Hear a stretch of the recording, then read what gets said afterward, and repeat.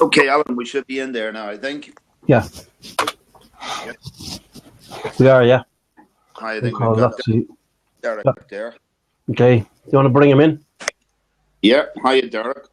How's it going, man? Good. How you doing, Derek? All right. How are you, Alan? Yeah, good. Can you hear me all right, yeah? Perfect. Yep, 100%. Okay, guys, so just 17:01, time for another episode in our series of Menstuff, How Should Man Live? So if you're out there listening live or watching live, or if you're watching us in a replay, you're welcome from wherever you are. Tonight we thought we'd talk about the topic. We just titled it "Your Health is Your Wealth," and we just left it as open as that, and so let's see where this takes us. Again, introduce myself. My name's Liam O'Gogan. I'm living in northwest Donegal in Ireland, but actually today I'm in Raheny in Dublin in Ireland, staying with a friend of mine. And bit of trepidation really when I said to you, Alan, earlier about what this conversation is going to lead to in terms of health issues, you know. So that's me.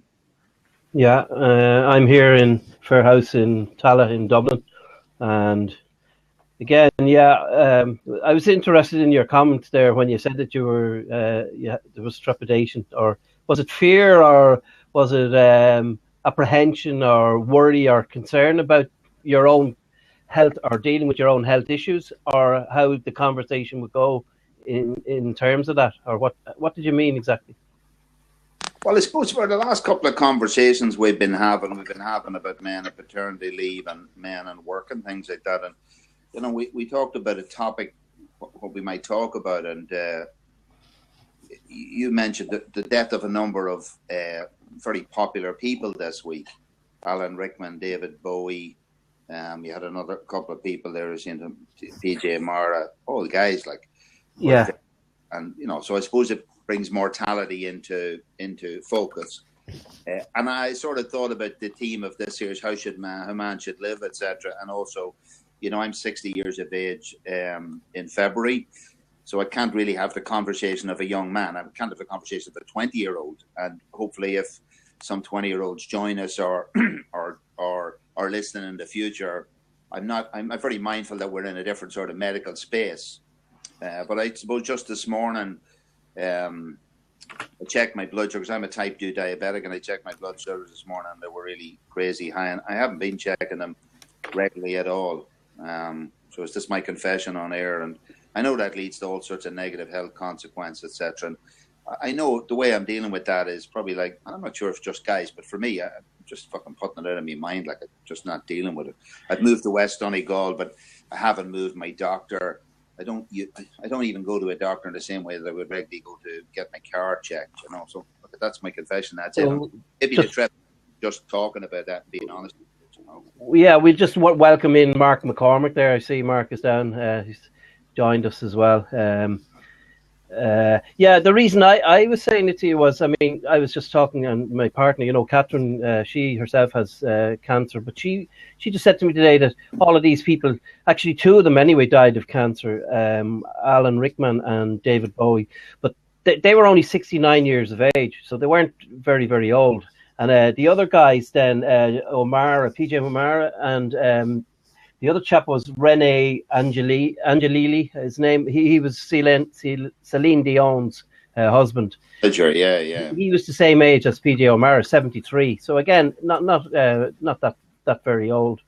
But it was in that context that she said as well, you know, it's interesting that they were all men who died and all male celebrities sort of. So, I myself have a potentially dangerous condition as well, the hemochromatosis, which is an overproduction of iron in the blood, and I get treated regularly for that. I've had it diagnosed since 2003, so that makes it 13 years now. I've been treated for this. If I didn't get this treatment, if for all intensive purposes, if anybody has ever given a blood donation, it's like that. You just donate a unit of blood. And up until recently, that was just destroyed. It was thrown out. They were treated as contaminated samples. But actually, now I can donate it to the blood bank, and the blood is used and recycled. I suppose to people who have anemic, people who suffer from anemia, stuff like that. So that's my story. So Derek, come on, put it out there, Derek. What's your problem? How's it going, man? I'll show me yours if you show you mine. Is that the way it works? No, actually, I'm about 20 years, whatever. I'm 49 this year, and it's funny. I was one of these guys that always felt invincible, I played sport. I was always kind of go-getter and worked in construction and stuff like that, and I used to have no problem sprinting up and down scaffolds and all that kind of stuff.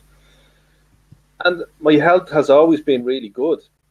But just in the last 9 months or so, I've been struck down with a back problem, which left me bedridden for a couple of months, which was just kind of out of the blue and never happened before. So yeah, I'm actually just starting to begin to think about health, just like I say, in my 49th year. Up till then, never really thought about it, never gave it a second thought, I think it's not till something happens to you that are, as you guys just mentioned, a couple of people, relatives or celebrities or stuff like that, then you start to, until it's in your face, certainly from my perspective, I don't think about it, Yeah, I mean, well, the first thing is that when anything does happen, I mean, anytime I've ever been in hospital or been, to be fair, look, I've had, when I look at other people's lives and the disabilities and things, I've nothing to complain about at all in terms of the life I've lived or anything like that at all. But anytime I've been hospitalized or whatever like that, I suppose, I remember actually damaging my right knee playing football. I was maybe 37 years of age, I was playing over 35 football, and my knee went for me one day, and it kept going out. It kept going. It was a cartilage problem, and it kept popping every now and then. I remember when my kids were very small, they might have been 4 or 5 years of age, and we were up in the Phoenix Park, and we were walking the Phoenix Park on a winter's day or something, and my knee went. And I mean, when we used to go, I would lie around, I'd be lying on the ground screaming. I mean, it was just completely uncontrollable. But I was maybe a mile from my car with 2 kids of 4 and 5 years of age, and the vulnerability I was aware of in terms of, like, how do I get to the car with these guys? Never mind stop screaming or whatever. And it wasn't a matter of, straightening me leg. I couldn't straighten me leg. It was just locked. And it used to go on, and it went on for a period of a year, despite multiple people looking at it before I went in and got it scraped, and okay, that sorted that out. But I remember then when I went back, that I went into the hospital, and I ended up actually, I was living just across my hospital. I remember I had a wheelchair that I picked up in an old bin somewhere, and I wheeled myself over to the hospital, and I wheeled myself back. And I had to, there was a woman who used to come in and do some cleaning up on the house at that stage for me, and she had to make a bed up downstairs on a sofa, and I just had to stay there, for I couldn't go up and downstairs. So, I think there's a huge level of vulnerability when you lose your, say, mobility and things like that. So you're broad, that sort of health issues brought to your mind. And also, when you get mobility or things like that back, I know certainly after that stage, I realised I'm going to play any sport around. I got to be careful. I think you see what you're talking about, your back thing there. Once you do your back in, you sort of start realising next time, I'll just be careful when I'm negotiating this ladder or whatever. I presume that's a sense that you pick up, yeah? Yeah, definitely, yeah. Here's a real healthy man going to join us now, Mark McCormack. Really? Picture a healthy young man. There's a young man there now who's healthy as the day is long. Just give you a bit of sarcasm there, and you got me first. I'm hearing back troubles, and fuck me. What are we logging into here, guys? Back troubles. Derek, I thought you were the machine.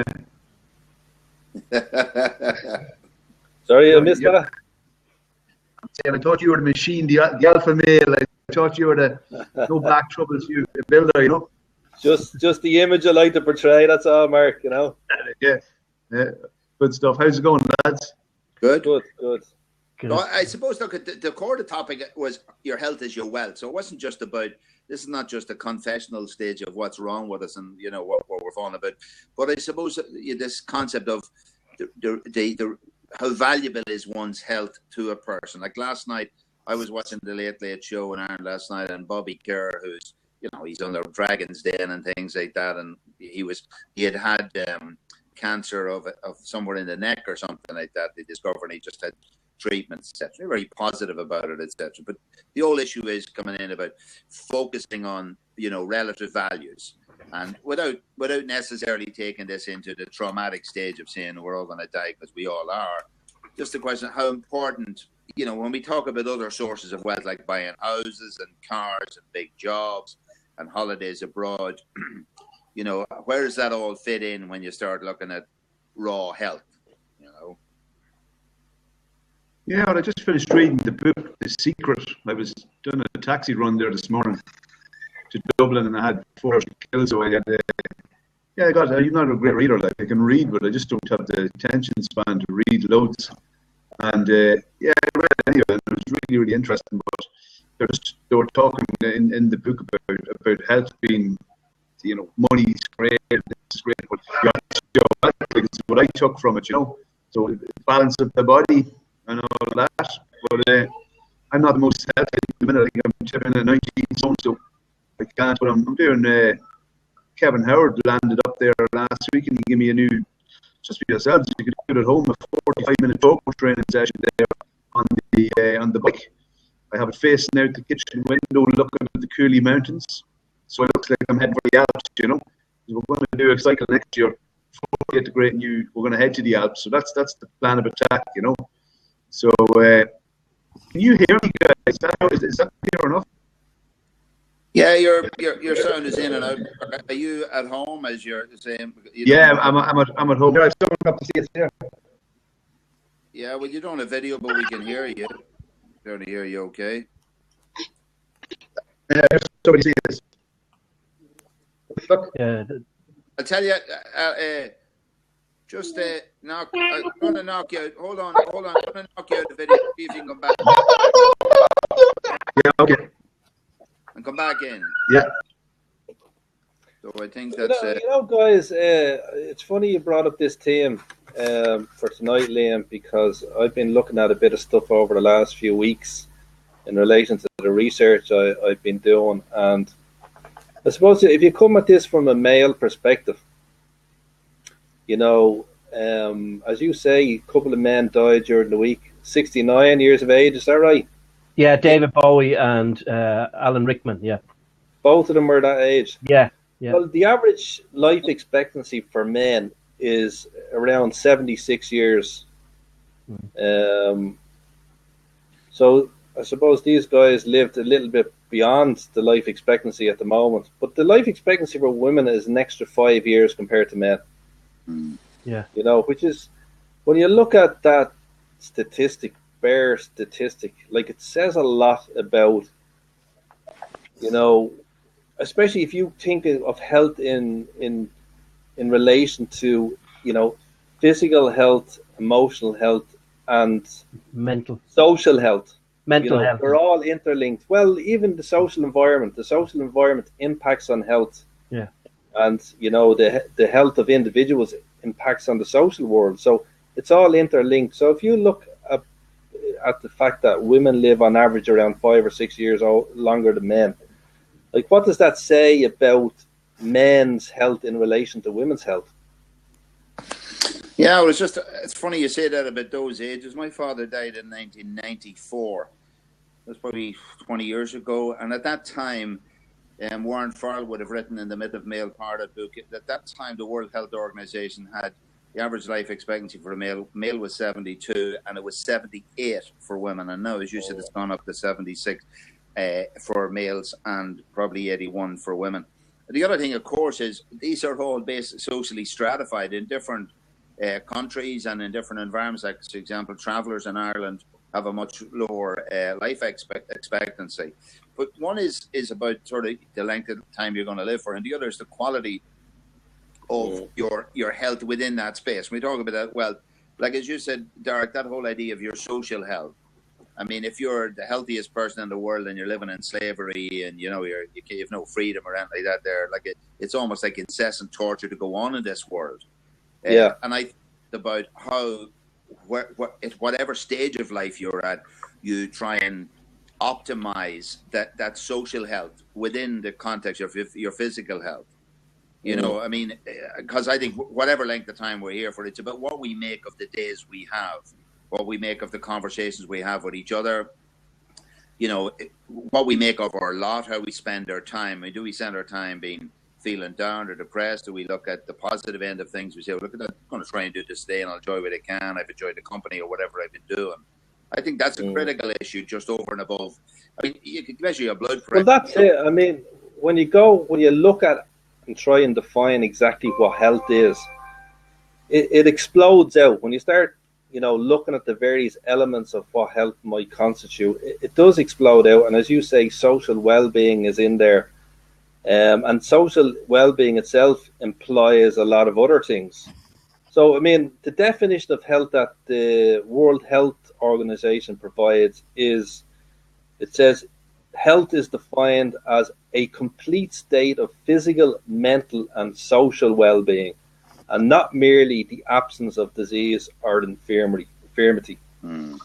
So, I mean, I suppose just because we are under the kind of banner of men and looking at this from a male point of view, if you look at that definition of health and what you're saying there, you know, health is more than just physical and mental health. It's about social well-being and, you know, how you relate to community and how community relates to you. The fact that men are living 5 years less than women, and, for example, the suicide rates, which is used as a proxy measure of the mental health of a population, a global health measure of a population of people. It is used as a proxy measure of that. The fact that suicide rates are 5, 6, 7 times higher for men than women, like, what does that say about? And that's what I'm interested in, and that's I suppose that's what I've been looking at for the last few weeks. Like, because I think it does say something about men's health in comparison to women's health. Yeah, it's not actually what that actually says, I'm not too sure, but I think it says something. Yeah, because I don't think it's on the government agenda, and it never has been. Even though over time and over the last number of years we'd have raised these issues before, there's no votes in it, you know. It's extraordinary as well that there are no votes in it. Yeah, but besides that, Alan, like, I know you're getting into the political world. I understand that, you know, but like, just in relation to that, because I'm genuinely interested, and I'm trying to figure it out myself. Like, what does that say? What does these purer rates of these significant measures? These are not measuring narrow diseases, you know what I mean? These are measuring broad things like life expectancy. Men are dying. We know that for a fact. 4 to 5 years earlier than women. Suicide rates, another fairly reliable measure, even though I know generally they're underreported, but I think the gender rate, I think, is indisputable. The fact that men are taking their life 5 or 6 times less, more often than women. Yeah. Like, what is that? Do you guys have any ideas of what is that saying about the health of men in comparison to the health of women today? Well, I suppose the first thing, I'm just thinking about, at 60 years of age, it's difficult for me to certainly go into the mind of a 20-year-old guy right now. But I sat last night in my house with a 20-year-old guy, and he's in a bit of bother as a result of, fracas which arose, as everything else in Ireland, through alcohol at 3 o'clock in the morning, fellas slapping each other around the place. And as a result of that, people ended up in hospital. It's not just, there are implications for all of this. And, at the same time, I feel I'm dealing with a young guy who, this isn't in him. It's not that there's nothing bad about the chap. In fact, there isn't a slap in the fella as he stands at the moment. Jesus, he should be worried about himself. But what I was looking to say, even trying to reflect with him about the fact, every one of these guys, when interviewed and their statements from the police, I read all the police statements, the Garda statements, every one of them is out of his tree in alcohol, right? And any one of them, like, somebody's pulled down the stairs, somebody punches somebody kicks somebody in the ground. We've seen so much of that in Ireland. That's a death sentence for many young men at the moment. Every day of the week, every week, certainly, we hear of a young man who's been killed or maimed or paralysed as a result of fellas hitting each other, etc. And even trying to reflect in that person, that guy, about his own health on all of those levels. One is physicality. Secondly, his mentality and his social. I mean, you know, he was. I think I sense him as having low esteem within himself. So that isn't even a sense of a high social health value. Even though he's much healthier age-wise than I am, I wouldn't classify his level of total health as being high whatsoever. I would think that style of life that he's in is not a happy place to be. And part of what I'm saying is I think that the way in which young guys struggle and strive and you know are still left to be the leaders and pushing things out, etc. Maybe make them go into risk taking. I think a lot of stuff about men in isolation means that through isolation they don't know how to reach out. The dialogue's not there for me in terms of going to doctors. I mean, I should be going to doctors more regularly. I wonder why it didn't happen. I often wonder when children are young, it might typically have been a mother who brought the kids to the doctor, so you're in contact with the surgery, etc. I don't know. I mean, and I know, like, if I look at whatever wealth or finance that I have, I should really be spending it on just getting healthy and nothing else. What else is to spend it on, So it dropped us for a few minutes there. You're running back with your kids, yeah? So just in relation to that, I mean, I know I talked about the politics of it, yeah, but that's the only way there's going to be any move forward on this. 25 years ago, they set up the Women's Health Forum, and they addressed a lot of issues that women had around health.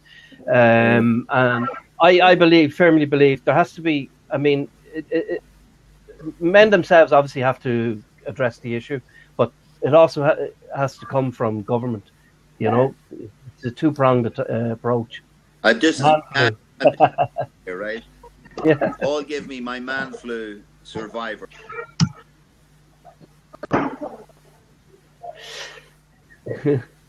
So I'm a man flu. Yeah. So what can the government do though, Alan? Like you're saying, there's no initiative on the political front regarding men's health. But what could the government do, or what should they do? Well, for example, I mean, by setting up a proper forum, you bring all the specialists together, right? The health professionals, the likes of you or me, people who've been in and around working on men's issues, and you identify the areas that are critical. And obviously, men's health mental health is one of them. Oh, who's dropped out there? Liam's dropped out as well. Yeah. So. Sorry, guys. And yep. You address it from that perspective. I don't. Right. You also invest money in it. I mean, there hasn't been a decent amount of money invested in men's health. For as long as I've been working around men's health issues, or men's issues. The other thing is, as well, is that the way that men's health is dealt with, it's dealt with from the health board's perspective, which has a filter on it. When they approach issues around men's health, I never feel convinced. It's like they're lecturing me. They address it from a female perspective rather than a male perspective. I think if you're going to deal with this, you've got to go out to the building sites, for example. You have a mobile health unit, and you address you go to the men, you go to where they are, because they certainly don't listen to the advertisements. That's the way I feel about it, anyway. Yeah. Just say, I think that's an interesting point you're there, Alan. I mean, a number of years ago, some tests were made on checking guys' blood pressure, etc. And what they went out, the medical people went out to the marts where the farmers were there collecting, selling cattle, etc. And they found that they were able to capture a lot more of the material and the data and the values by going out to where the guys were. And I was just thinking, on Thursday night, I was down in my men's shed and with a couple of guys. And I do think that thing is that the points of access to where we get our health issues. Now, they're obviously hospital is a common point of access for men, women, and children. But the other point of access is your local GP place. And yeah, I think it would be interesting if it was some attempt was to change the dynamic of how men consume health professionals, how men consume. Like, for example, maybe, let's say guys who go to a football match on a Sunday afternoon, let's say there was a unit there that you could just pop in and get a bit of a test or do something. Or let's say in your local gym, let's say a lot of those guys go to the gym or something. Maybe every now and then there would be there'd be somebody comes in and does some health checks. I think you could capture a lot of guys in environments where they, I won't say feel threatened, Alan. It's not that I said feel threatened, but I'm in denial. When I'm in denial, and it might help me address some of my denial. Like, I'm not blaming anybody else for my denial. That's not the point. But I think the point you make there, Alan, is if different modalities of making the intersection between men and the conversation they have with health. Maybe that's what I meant, Mm-hmm. Can I just suggest? Sorry for cutting across it there, Alan. Can I just suggest something? Just provocatively put it out there. As you say, Alan, you pick up vibes, around maybe various health professionals, like they have some kind of maybe agenda that doesn't fit 100% with men. Can I just suggest that at the moment what we have is a very medicalized conception of health. If you look at the World Health Organization, they define health, like I said, as being not merely the absence of disease or infirmity, but also social well-being. Mm-hmm. So the medical model does not take social well-being into account. A GP has no clue about social well-being. They're not trained in that department. They're actually not even trained in psychological health. It's a completely biomedical model that looks on a human being as really just a very complicated machine. It looks on it as if there's a problem, it's a physical problem that needs tinkered with in some physical way, even if it's a chemical imbalance or something. So, like, that's how they would look upon mental health, as some kind of chemical imbalance that needs to be tinkered with. So women, and this is the provocative bit, I suppose, women are traditionally more amenable to going along with authority and doing what the doctor tells them. Men are not. Men are more inclined to want to take control of the situation and be empowered and to basically sort their own health out, So this narrative of men need to imitate women more and go to the doctor as much as what women do, I don't think, I'm just suggesting that mightn't be the whole answer, because their health, when you look at health, like I say, it explodes out. What exactly is health? Maybe there's another more appropriate way for men to deal with health than just imitate women. Yeah, Mark, you wanted to come in there, I think.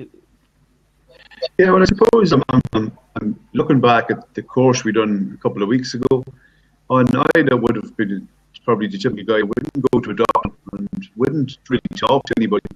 And wouldn't tell them anything, and I think a lot of it manifests, I think stress is the biggest problem for men. I think that's what causes a lot of problems for guys is stress related, and that thing of not up and not saying, "Jeez, I don't actually feel okay today," But I think a lot of guys in sports and stuff used to be, you're saying there, Liam, get more resources, spend money, but they're not going to spend money, I don't think. So we have to do something ourselves, I think, as a group of guys to get the message out there, set up more talk shops, perhaps like the Men and Masculinity, and obviously structure them in a different way that you're focusing on one particular topic on each course, But I think that what you're doing here, lads, is brilliant. I didn't get a chance to log in this past couple of weeks, but I just listened to your conversations the other day, and it's really real. It's like it's Saturday night. We're getting the Chinese now talking about health, but I just said spend 20 minutes listening to what you're talking about. Like, and good, you know, and I think more of these forums, more people talking. I think that's. There's something here that struck me that when I was listening to Derek talking about, you know, firstly, you want to say from my point of view, I really don't know how women deal with health. Just leave that but I can just say for me, I'm interested in what you say there about the idea that men would want to try and take control of their own health and not like to be told what to do by doctors, etc. I can sort of identify with that to some degree. And I'm thinking about another program I watched last night again, funny enough, and this one was come on as you were talking about sugar and its impact on diabetes and health and everything in Ireland. And apparently, Ireland is the fourth highest consumer of sugar in the world. But I thought it was interesting that what you did is they put down a table of sample objects like of juices, fruit juices, you know, these healthy fruit juices. They put up sort of special cake, cornflakes, they put up soup, etc. And every time they would show you an item, which you recognize from its manufacturer and make in the shops, I take that all the time, and I think that's a healthy item, like, you know, a tin of soup or something like that. And then next minute, from behind the bowl, they took out a glass containing how many physical spoons of sugar that thing contained. And then they added them all up. And this body of food, which didn't seem to be a huge amount that you'd consume in any one day, and they were of foods which would typically classify as called healthy eating. Look at it, it sort of came up to about, 30 or 40 spoons of sugar. It shocked the life out of me. But you know what it was? Something about the demonstration, that physical, practical demonstration I could get me handle about, I liked. And in some way, my sense of dealing with medical people is I like when people are straight with me. I like when they're tactile in a way. You know, you go to a doctor, he fucking rubs you up and down, or, you know, moves your leg around or whatever.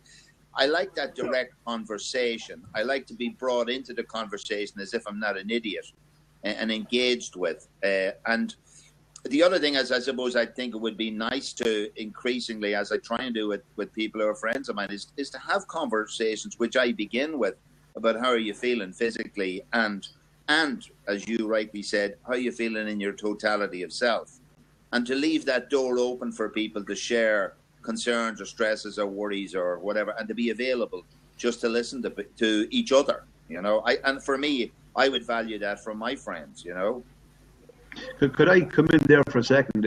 I got a call the other day from a young guy of 20 years of age. He contacted me on Facebook, and I hadn't seen him in years. But anyway, he contacted me, and he wasn't feeling great. But it's not because I rang him and I listened to his voice. You know, his voice was he was up the walls, poor chap. You know, and typical young lad, man, that's you know, got stuff going on in the background, doing a few things he shouldn't be doing, but nothing too bad. But at the same time, what he was at was playing in his mind and whatnot. But anyway, within half an hour, I went out and I gave him a book and asked him to have a look at the book, and I set him up with Johnny Meehan. Johnny's going to actually coach the chap now, you know.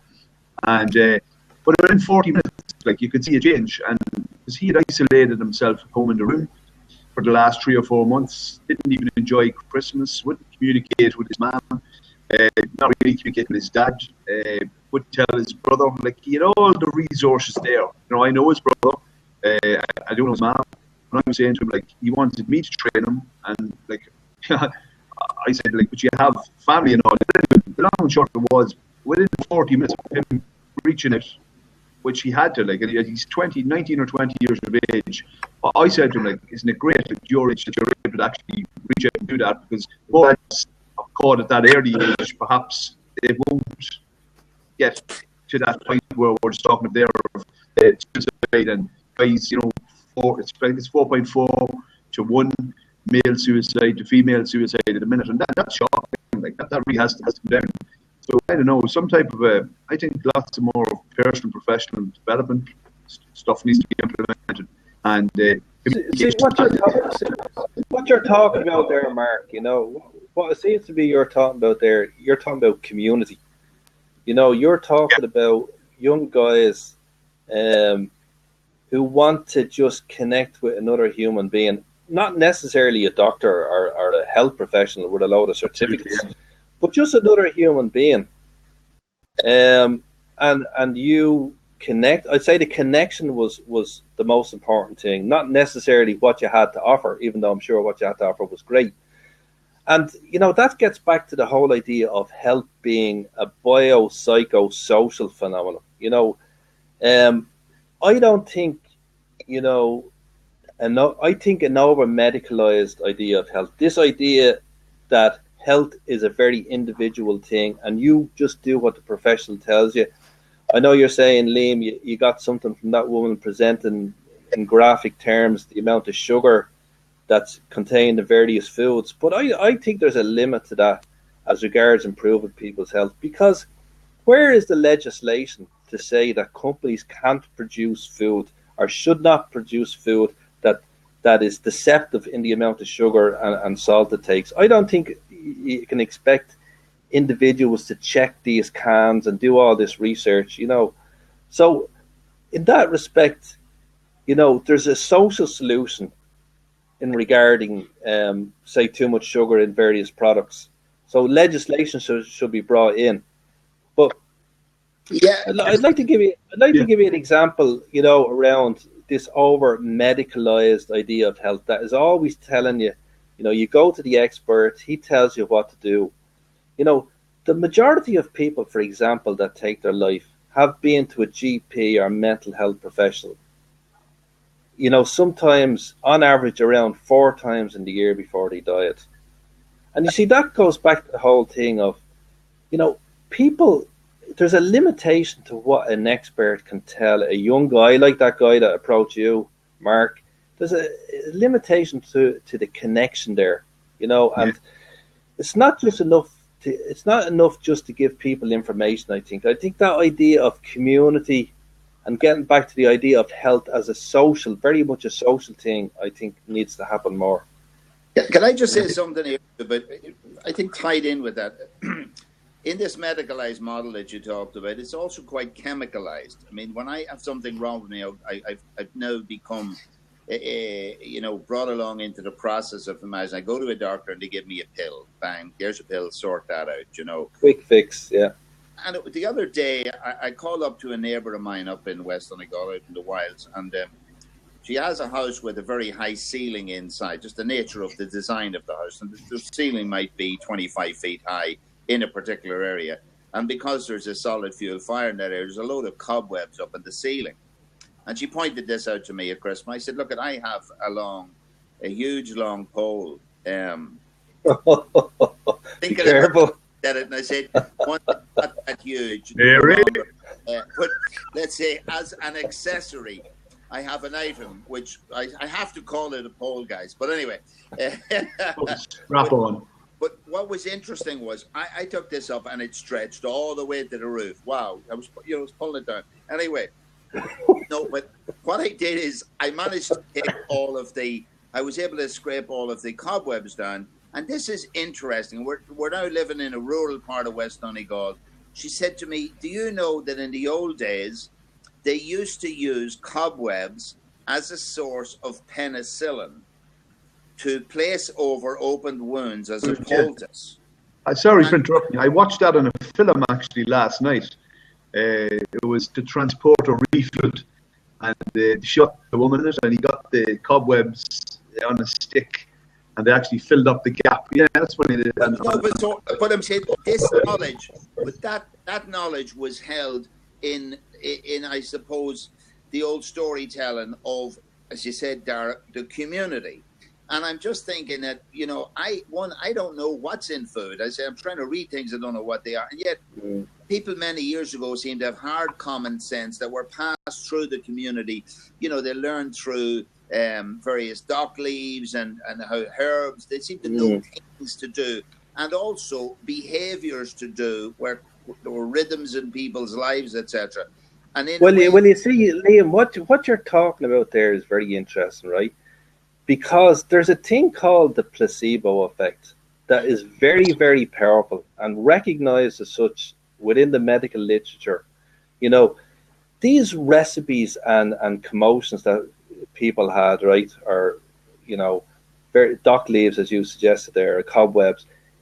The fact the human connection is so powerful that the actual ingredients in those things may have been inert, you know, may have been completely useless, but because of that human connection that was there, that community, you know, people respect. Say you had a wise person in the village that had these potions and stuff like that. The fact that people trusted and had a relationship with them, when they suggested a remedy, the remedy worked because the person believed and had faith that it would work. Do you know what I mean? This is the placebo effect, and this is used today, and has actually been used by medical people for years. They have given placebo to people. You know, people come into the surgery for maybe a condition that the doctor wouldn't necessarily have had a treatment for, but he'd give them a placebo, and the person would go away and actually get better. I mean, there has been studies to prove that if you give somebody something and you tell them that this will actually help your condition, even though technically it won't, the people will actually improve. You know, it's been studied. So the whole idea of the human connection is so important to do with health. You know, the idea of, you know, not have a connection with, I think it's problematic, you know, and I think it's particularly problematic in the area of mental health, where people go to doctors and they're given various antidepressants and stuff like that, and it really doesn't fix the underlying condition, because the underlying condition is all about connection. It's about isolation. It's about people being disconnected from society and a lack of maybe relationship, maybe a lack of relationship with themselves. Do you know what I'm trying to say? Do you find, lads, this is what I was just about to say about the placebo effect. Like you said there, again, I read that book, The Secret, yesterday. They talk about that in towards the end of it. And can you hear me? Yeah. Yeah. They talk about the placebo and, you know, taking the pill but they're also talking about people self-repairing themselves, you know, as in people are really, really sick and believing, you know, and there's I don't know whether any of you have read that book, but it's well worth a read. Like, it's really, really interesting. But that's what it's all about. That, you know, the medical model. I'm looking at the medical model. I work in. I'll not say where I work, but it's in people with intellectual disability, and it says there that the staff are medicating the staff. There is no need to medicate the staff. Like, for example, communication. Nobody speaks to these people because they have intellectual disability. I'm not saying nobody, but a lot of people. And on different occasions, I ask them, how are you feeling? Well, I'm not feeling great. Whereas other people will go and just give them a tablet. And I've had over this, you know, but they're not grasping it, because people are actually trying.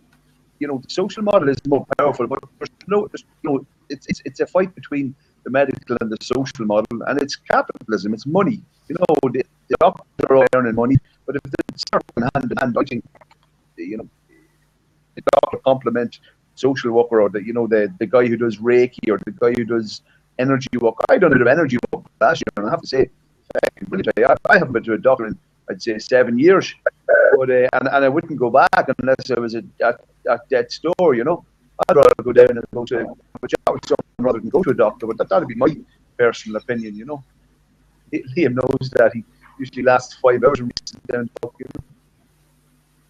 Can I ask you guys, what do you think of the man flu? I mean, you know, it's obviously the worst. No, I'm just talking. Well, you know, it's funny you should bring this up, you know, and I laughed when you showed me that mug there, you know. John Evoy founded the men's sheds in this country, and he talks about, it really bugs him when he hears people talking about man flu, because man flu is a figure of fun. And, you know, as we mentioned earlier on, there's a dominant discourse out there around men are deficient in comparison to women, because they don't go to their doctors enough, and they don't look after their health, and they don't talk. So, as he says, when they are now talking about, you know, flu, they're ridiculed, you know. So it's like they can't win. when they don't talk, you know, they're ridiculed or put down, and then when they talk, they're ridiculed as well. But what I'd say is, when I was a young guy, like I started out the program, I felt, you know, invincible, and you know, I played football and hurling, got cuts, stitches, broken bones, all that kind of stuff, and it didn't bother me that much. But when I had a flu, it knocked me out. You know, this is 20 years ago and stuff like that, way before the term man flu was ever invented. And I used to say to myself, I'd rather have a broken arm than a flu. Now, I don't know why that is, but maybe there's a thing. There's a thing that a flu affects men different than women. Maybe there is a particular gender component to it. Now, that wouldn't be recognized, but there's other illnesses out there that are recognized to be more female orientated. Like, for example, you know, PMS. Women get PMS, and you know, this is all, you know, we're supposed to recognize that and give empathy to women when they have that time of the month. But not every woman gets it, for starters. So it doesn't have to be as concrete maybe as some people make out. So maybe there is a thing around flu that it affects men differently than women, and it should be recognized, you know. Just make a suggestion. I'm going to step out in the hope maybe someone like Alan might like. I'm going to step out as well, right? Liam, I'll step out and let you go, because I just said I'd come in for a few minutes. Look, lads, thanks very much for having us on Saturday night. I'm going to go back out here to the family. Love listening to you, lads. Best luck, and I'll log into you again next week. But you're right, Derek. There was a study done last week or a couple of weeks ago. My wife was telling me she actually had to admit that man flu, there was a research, something going on. It's in the Irish Sun or the Independent that they actually suffer more when they have man flu. So I was like, okay, interesting. Anyway, be good. If you can't be good, be bad. You got it. Alan, how's it going? Take care, Mark. Hey guys, how are you? How you going, Alan? Not too bad.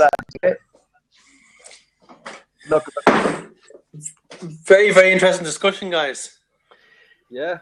Oh, Alan just dropped out there. So yeah, just what you were saying there, Derek. Interesting enough, I had an incident in work probably 18 months ago, and I was discussing health issues. And at the time, there were a few things that were wrong with me, you know. But it was one of my female colleagues. She says to me, "Oh, you're a hypochondriac," you know. And like she said it with some sort of element or degree of dirty about it, you know. And so. But you are a hypochondriac, Alan. Yeah, I know. So I think it's very true. You're looking really healthy tonight. You must have been on a feed of chips, were you? Me? Yeah. yeah. Well, no. I'm actually. Do you know what I had today? I had tortillas. I don't know what they are. Or you made like tortillas or some Mexican food or something like that. Really beautiful. Enchiladas. And that's exactly what it was. Alan, enchiladas, and I don't know what it was, but it was superb. So I'm being spoiled today. Good. But it's interesting what you guys were saying about man flu. You know, it's because I was listening to what you were saying, Derek. I just caught the end of it. And because I just got in late today, and you were saying about the guy in the men's sheds, it really annoyed him when people said it. Yeah. And I'd be exactly the same. I think it's just really very insulting to men to say man flu. I think it's really just an insult. It's like, you know, if a guy is really henpecked and he's married to a woman who really puts him down all the time, it's that on a societal level. Where, oh, you're a man, you've got man flu, it's not real, or you're, you know, it's not, you know, you're exaggerating it. And like men, and you always hear about women have the worst pain because they give childbirth. And obviously none of us can disagree with that because we've never given childbirth. So we can't say whether it is better or worse.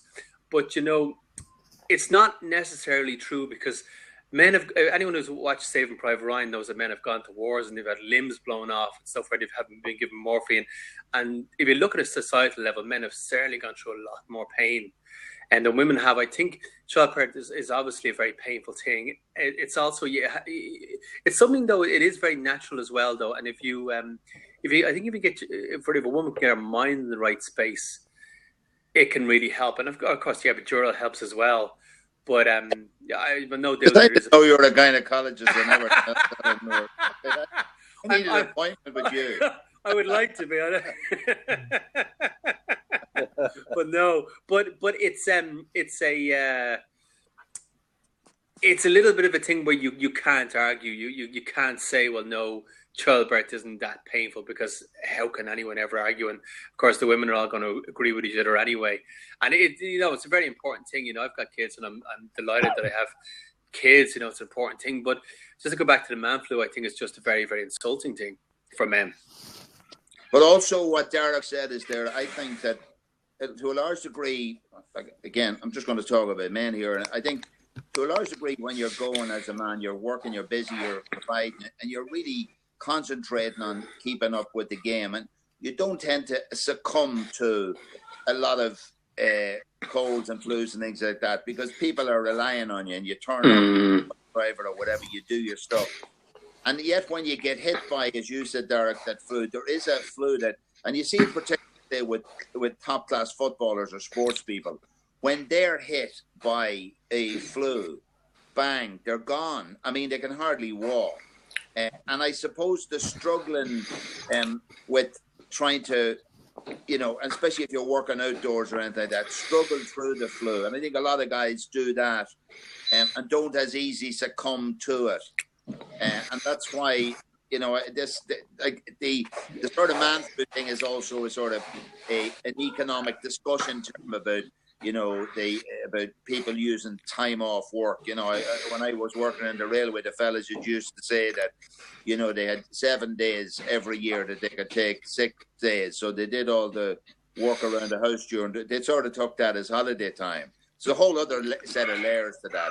But I think the danger in using that man flu thing and being dismissive is that it drives the need for men to come out and be open about their health underground. That's not a good thing. Just in relation to that, Liam, that very point about men in the workplace. In work, I sort of look after health and safety. It's one of the areas that I'm supposed to be dealing with. And before we came on air tonight, do you like that? I did a little bit of research. It's very brief, but in the health and safety in the workplace, the way they broke it down statistically, they were talking about like non-fatal injury and illness statistics. And the injury statistics, more men presented themselves, and the illness statistics, more women presented themselves. And then in the fatal injuries section, there was no record of gender. So, and you can be sure, absolutely sure, there were 55 people died in the workplace last year, and 55 the year before. And I'd be almost 99% certain that they were all male. Some of the workplace injuries that they refer. There actually is a gender breakdown. Sorry. There is a gender breakdown of those statistics, Alan. I think I saw them. I was looking at them during the week, and I think there's CSO figures under the classification of external deaths through external injuries.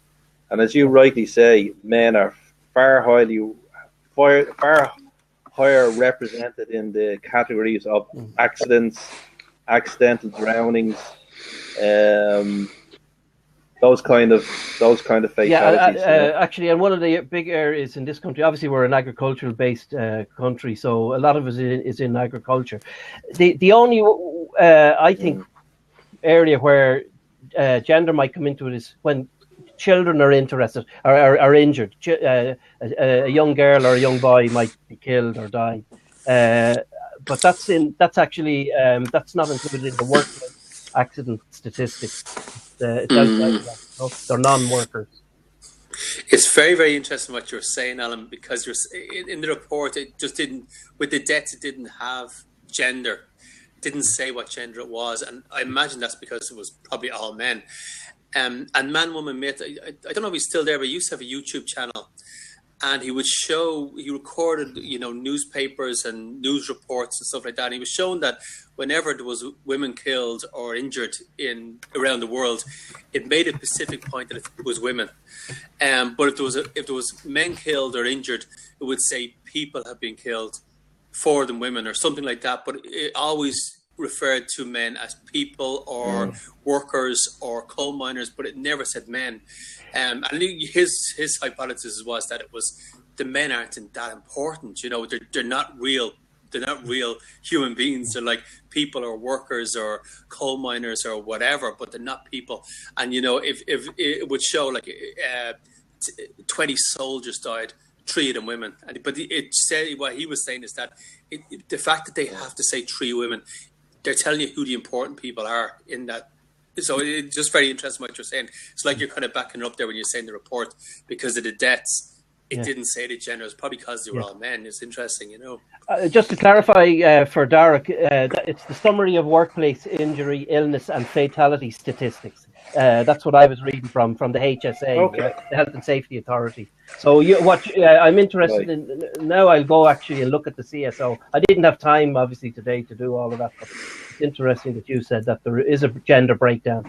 Can I just want to talk of an example a few years ago. That's it. When you mentioned Alan Moore, you're talking about the way the losses of life are attributed to the different genders. But John OShea, who was the founder of Goal, and obviously very well-known person for having created this world charity, etc. Now, in the last couple of years, I think there was a bit of difficulty there insofar as his offboarding experience wasn't very smooth, let's say.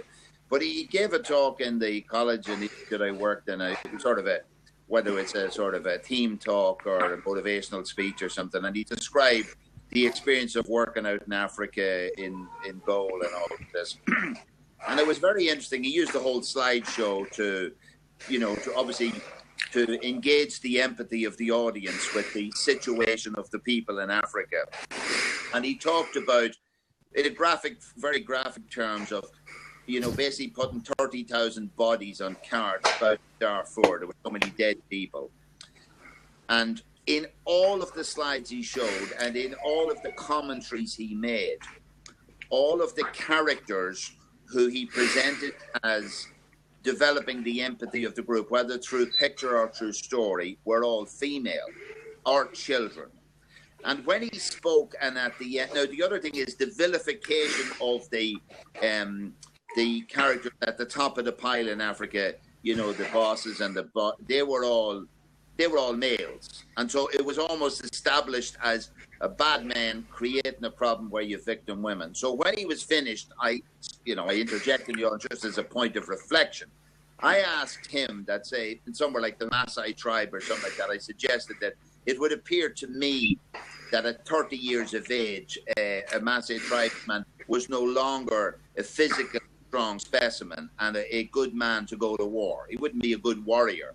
And basically, at a very young age, those men would have to retire to the villages as old men. And the question I was asking was, when those villages were attacked, did they just leave the old men alone and kill everybody else? And I asked him, did he ever wonder how many bodies he threw on those carts at Darfur were males?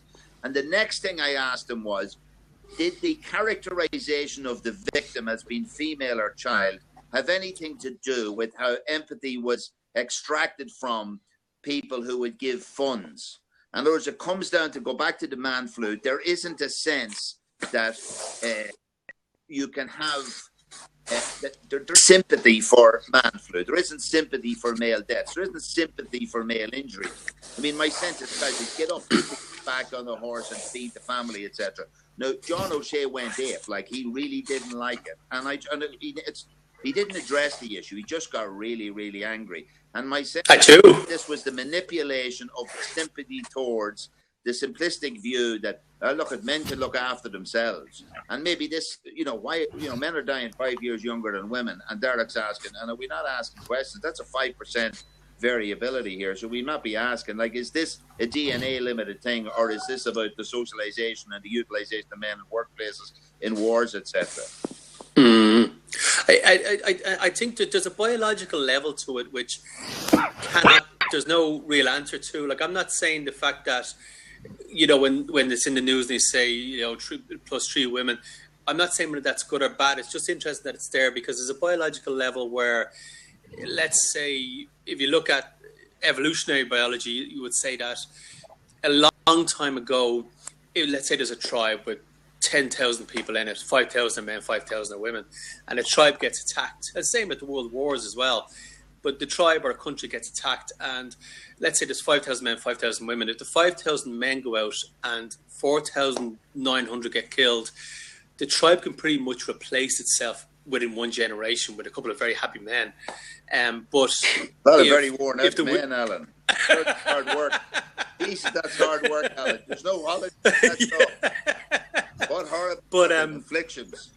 But if the 5,000 women go out and they all get killed except for one, it takes hundreds of generations for tribe to. So the womb is just more valuable than sperm at the end of the day. There is a biological level that's in our DNA to some extent. Now I know we're in a situation now where you know we don't have the same pressure. So, but it's still in our DNA that you know that we do need to protect women and children to some extent. And I do know that I'm in a house now. If my house is broken into and there was someone dangerous downstairs, I would be going down to make sure the kids are okay. I know that, and that's just the way it is. It's not good or bad or whatever, but I would be the person going down.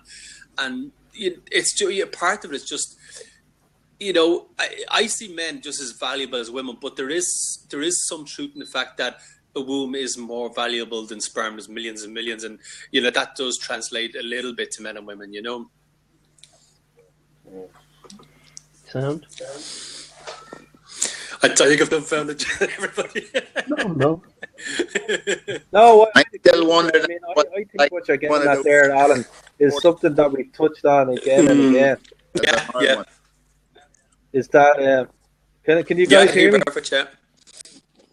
All right. No, I was just going to agree with you, Alan. I mean, it's something that we touched on in some of the previous programs that, you know, there is something different about men and women. You know, this idea that dominates today that men and women can replace each other, that there's no real difference. You know, that the difference between men and women is actually just culturalization, socially constructed.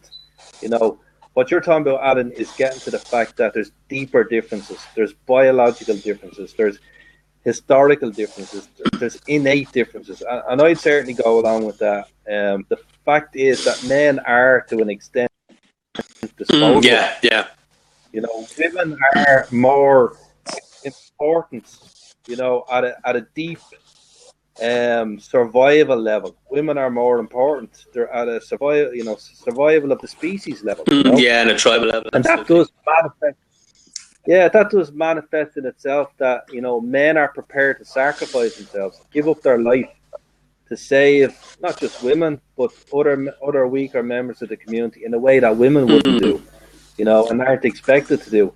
Now, I would say modern society, advertising, what you touched on there, Liam, you know, it does extenuate that difference and magnify it and make it kind of worse for men, I think, these days, because when you have these constant images coming at you that women are more important than men, it affects your self-esteem. There's no doubt about that. You know, advertising works. People pay a lot of money to convince people of certain messages. So when you have a message out there that women are more important than men, it does impact the health and well-being of people. So that's getting back to this idea that health is not just an individual thing. We're inextricably linked to the environment, and if you want better health for men, and we're talking about statistics as regards suicide and stuff like that, and life expectancy, when you look at them raw, you know, huge, these statistics are saying it's not just a matter of men helping themselves. There's also an element of society needs to be more healthy for men. Well, I mean, just for example, if you look at the health cost in Ireland of our total national expenditure, it's something like 33 to 35% of the exchequer spending in Ireland is on health.